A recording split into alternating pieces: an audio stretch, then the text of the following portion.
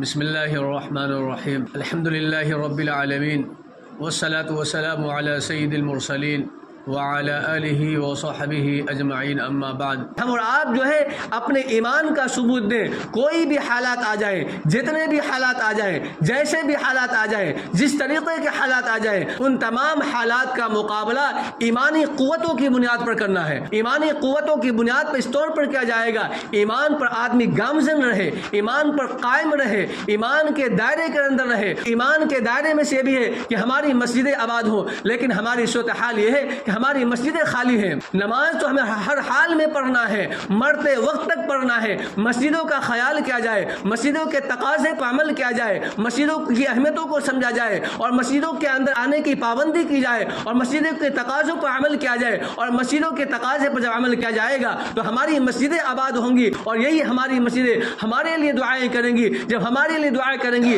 تو ہمارے عمر کے اندر بھی برکتیں ہوں گی، ہمارے رزق کے اندر برکتیں ہوں گی، ہمارے گھروں کے اندر برکتیں ہوں گی، کاروبار کے اندر برکتیں ہوں گی، تمام چیزوں کے اندر برکتیں ہوں گی۔ اس لیے کہ ہم اور آپ مسجدوں کو آباد کرتے ہیں۔ جو انسان مسجدوں کو آباد کرتا ہے وہ مسجدیں ان تمام کے لیے دعائیں کرتی ہیں۔ ہم اور آپ مسجدوں کے اندر آنے کا اہتمام ضرور کریں۔ مسجد اللہ تعالیٰ کا گھر ہے۔ پیارے نبی فرماتے ہیں کہ مسجد جو ہے جنت کا باغ، باغیچہ۔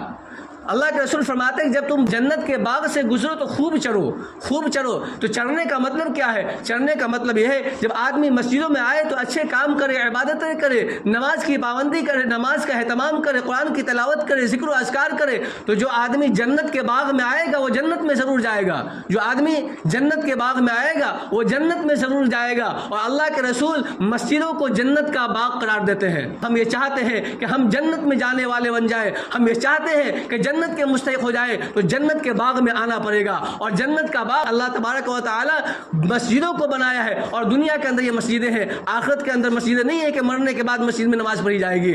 حیات کے اندر جو ہے، زندگی کے اندر مسجدوں میں جایا جائے گا، اور مسجد دنیا کے اندر بنانے کا حکم دیا۔ مسجد کے بہت سارے فضائل بیان کیے گئے ہیں، لہٰذا ہم اور آپ جو ہے مسجد میں آنے کا اہتمام کریں، اور جو باتیں ہماری اور آپ کے سامنے آئی ہیں اس بات کو ملحوظ رکھیں، اسی کے اعتبار سے عمل کریں۔ اللہ تعالی ہمیں اور آپ کو کہنے سننے سے زیادہ عمل کی توفیق عطا فرمائے، آمین یا رب العالمین۔ وآخر دعوانا الحمد للہ رب العالمین۔